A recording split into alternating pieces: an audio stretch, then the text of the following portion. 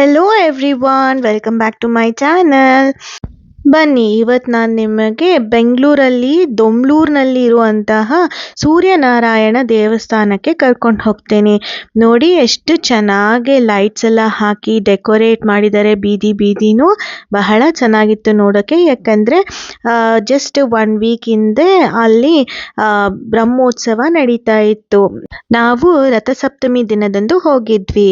ಅಲ್ಲಿ ಅವತ್ತು ಬಹಳ ವಿಶೇಷ ಪೂಜೆ ನಡೀತಿತ್ತು. ಬಹಳ ದೂರಕ್ಕೂ ಕ್ರೌಡ್ ಇತ್ತು. ಮತ್ತೆ ಕ್ಯೂ ಬಂದು ಮೇನ್ ರೋಡಿಂದಾನೇ ಶುರು ಆಗಿತ್ತು. ಬಹಳ ದೊಡ್ಡ ಕ್ಯೂ ಇತ್ತು. ಆ ಕ್ಯೂ ಅಲ್ಲಿ ಜನ ಸಾಲಾಗಿ ಬಂದು ಈ ದೇವರ ದರ್ಶನ ಪಡ್ಕೊಂಡು ಹೋಗ್ತಾ ಇದ್ರು. ಮತ್ತೆ ಅವತ್ತು ರಥಸಪ್ತಮಿ ಆಗಿದ್ರಿಂದ ನೋಡಿ ರಥ ಕಾಣ್ತಿದೆ. ದೇವಾಲಯದ ಮುಂದೆ ರಥವನ್ನು ನಿಲ್ಲಿಸಿದ್ದಾರೆ. ಅದ್ ನೋಡಿ ದೊಡ್ಡ ಕ್ಯೂನು ನೋಡ್ಬೋದು ನೀವು ಎಷ್ಟು ಜನ ಇದ್ರು ಅಂತ. ನಾವು ಆ ಕ್ಯೂ ಅಲ್ಲಿ ಬಂದು ಈ ದೇವರ ದರ್ಶನ ಮಾಡಿಕೊಂಡು ಮನೆಗೆ ಹೋದ್ವಿ. ನೋಡಿ ಈ ರಥ ಎಷ್ಟು ಚೆನ್ನಾಗಿ ಕಾಣ್ತಿದೆ. ಇದೇ ರಥಸಪ್ತಮಿ ವಿಶೇಷವಾಗಿ ರಥವನ್ನು ಎಳೆದಿದ್ರು. ಮಧ್ಯಾಹ್ನ ಎಳೆದಿದ್ರು ಅನ್ಸುತ್ತೆ. ಅದನ್ನ ಮತ್ತೆ ತಂದು ದೇವಸ್ಥಾನದ ಮುಂದೆ ನಿಲ್ಸಿದ್ರು. ನೋಡಿ ಎಂಟರ್ ಆಗ್ತಾ ಒಳಗಡೆ ಎಲ್ಲ ಎಷ್ಟು ಚೆನ್ನಾಗಿ ಲೈಟ್ಸ್ ಇಂದ ಅಲಂಕಾರ ಮಾಡಿದ್ದಾರೆ, ಹೂಗಳಿಂದ ಅಲಂಕಾರ ಮಾಡಿದ್ದಾರೆ. ಈ ದೇವಸ್ಥಾನ ಬಂದು ಐ ಥಿಂಕ್ ತುಂಬಾ ಕಡಿಮೆ ಸೂರ್ಯನ ದೇವಸ್ಥಾನ ಇರೋದು ನಮ್ಮ ಭಾರತದಲ್ಲಿ. ಒಂದು ಹೇಳ್ಬೇಕಂತಂದ್ರೆ ಈ ಕೋನಾರ್ಕ್ ಸನ್ ಟೆಂಪಲ್ ಅಂತ ಒರಿಸ್ಸಾನಲ್ಲಿದೆ ಒಂದು. ಅದಾದ ನಂತರ ಮೊಧೀರಾ ಸನ್ ಟೆಂಪಲ್ ಅಂತ ಗುಜರಾತ್ ಅಲ್ಲಿ ಕೋನಾರ್ಕ್ ಸನ್ ಟೆಂಪಲ್ದೇ ರೆಪ್ಲಿಕಾ ಮಾಡಿಟ್ಟಿದ್ದಾರೆ, ಅದು ಒಂದಿದೆ. ಆಮೇಲೆ ಬಹಳ ಕಡಿಮೆ ಜಾಗಗಳಲ್ಲಿ ಸೂರ್ಯನ ದೇವಸ್ಥಾನ ಕಂಡು ಬರೋದು. ಅದರಲ್ಲಿ ಇದು ಒಂದು ದೊಮ್ಲೂರು ಬೆಂಗಳೂರಲ್ಲಿ ಇರುವಂತದ್ದು ಸೂರ್ಯನಾರಾಯಣ ಸ್ವಾಮಿ ದೇವಸ್ಥಾನ. ನೋಡಿ ದೇವಾಲಯದ ಒಳಗಡೆ ಬರ್ತಾ ಹೀಗೆ ಕ್ಯೂ ಇದು ಸಣ್ಣ ಗುಡಿನೆಲ್ಲ ಪಾಸ್ ಮಾಡ್ಕೊಂತ ಮುಂದೆ ಹೋಗತ್ತೆ. ಇಲ್ಲಿ ಮುಂದೆ ಬಂದ್ರೆ ನಮಗೆ ಈ ನಾಗರಕಲ್ಲ ಸ್ಥಾಪನೆ ಮಾಡಿರೋದೆಲ್ಲ ಕಾಣುತ್ತೆ. ಅದನ್ನೆಲ್ಲ ನೋಡ್ಕೊಂಡು ನಮಸ್ಕಾರ ಹಾಕೊಂಡು ಕ್ಯೂ ಅಲ್ಲಿ ಮುಂದೆ ಹೋಗ್ಬೇಕು ನಾವು. ಸೊ ಇಲ್ಲಿ ನೀವು ನೋಡಬಹುದು ರಾಮ ಮತ್ತೆ ಹನುಮಂತ ಇರುವಂತದ್ದು. ಇಲ್ಲಿ ನಾಗರ ಕಲ್ಲುಗಳೆಲ್ಲ ಸ್ಥಾಪನೆ ಮಾಡಿದ್ದಾರೆ. ಸೊ ಇದನ್ನು ನೋಡ್ಕೊಂಡು ನಮಸ್ಕಾರ ಹಾಕೊಂಡು ನಾವು ಮುಂದೆ ಹೋದ್ವಿ. ಈ ದೇವಸ್ಥಾನ ಒಳಭಾಗ ತುಂಬಾ ವಿಶಾಲವಾಗಿದೆ. ಆಕ್ಚುಲಿ ಕ್ರೌಡ್ ಇಲ್ದೇ ಇರೋವಾಗ ಬಂದ್ರೆ ತುಂಬಾ ಚೆನ್ನಾಗಿರತ್ತೆ. ಈ ದೇವಸ್ಥಾನ ಆರ್ಕಿಟೆಕ್ಚರು ತುಂಬಾ ಚೆನ್ನಾಗಿದೆ, ವಿಶಿಷ್ಟವಾಗಿ ಮಾಡಿದ್ದಾರೆ. ಇಲ್ಲೊಂದು ಇದು ಹುತ್ತ ಅಂತ ಕಾಣುತ್ತೆ. ನನಗೆ ಅದರದ್ದು ಏನು ಹೇಗೆ ಉದ್ಭವ ಆಗಿರೋದು ಏನದ್ರದ್ದು ಮಹತ್ವ ಗೊತ್ತಿಲ್ಲ. ಬಟ್ ಹುತ್ತ ಇದೆ ಅಲ್ಲಿ. ಮತ್ತೆ ಸಣ್ಣ ಗುಡಿ ಇತ್ತು. ಒಳಗಡೆ ಯಾವ ದೇವರು ಅಂತಾನೂ ಗೊತ್ತಾಗ್ಲಿಲ್ಲ. ಬೇರೆ ಟೈಮಲ್ಲಿ ಹೋದ್ರೆ ಕ್ರೌಡ್ ಇಲ್ದೇ ಇರೋವಾಗ ಆಗ ನೀವು ಇನ್ನೂ ಚೆನ್ನಾಗಿ ನೋಡ್ಕೊಂಡು ಬರ್ಬೋದು ಈ ದೇವಸ್ಥಾನನ. ಸೊ ಹೀಗೆ ಇಲ್ಲಿ ಮೇಲ್ಗಡೆ ಹತ್ಬೇಕು ಇವಾಗ. ನೋಡಿ ಅದು ಮುಂಭಾಗ, ದೇವಸ್ಥಾನದ್ದು ಮುಂಭಾಗದ ಗೋಪುರ.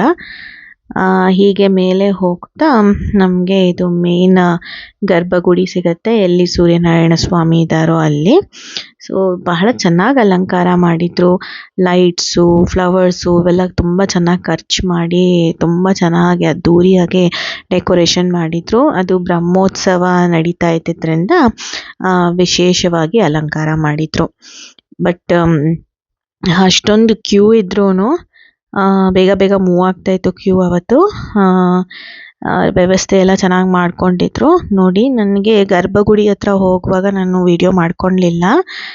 ಇಲ್ಲಿ ಸ್ಕ್ರೀನಲ್ಲಿ ಡಿಸ್ಪ್ಲೇ ಆಗ್ತದೆ, ಇಲ್ಲೇ ತೋರಿಸ್ತೀನಿ ಸ್ವಾಮಿನ. ನೋಡಿ ಇದೆ ಗರ್ಭಗುಡಿ ಒಳಗಡೆ ಇರೋ ಸೂರ್ಯನಾರಾಯಣ ಸ್ವಾಮಿ. ಮತ್ತೆ ತೋರಿಸ್ತೀನಿ ನಾನು ಆಮೇಲೆ.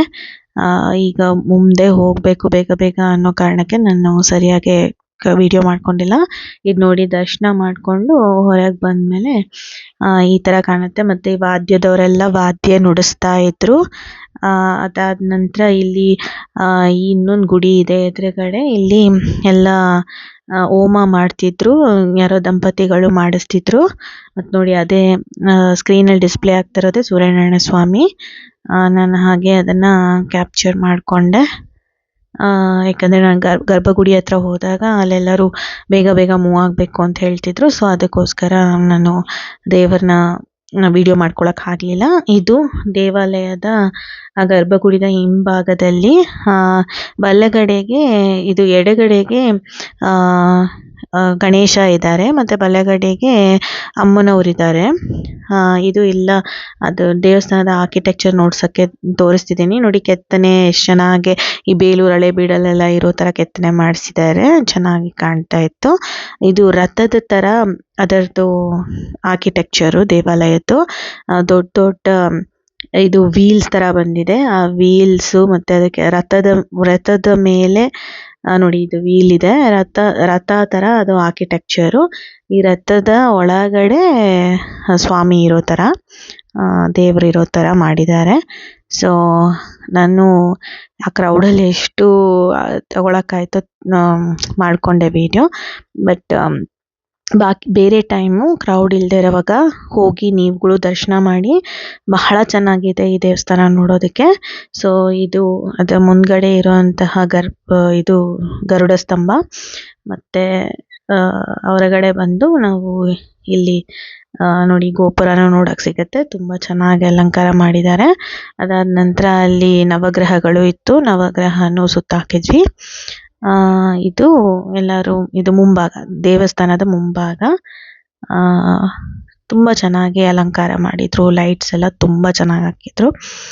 ಸೊ ಇದಾಗಿತ್ತು ನಮ್ಮ ಇದು ಎಂಥದ್ದು ಹಬ್ಬದ ಒಂದು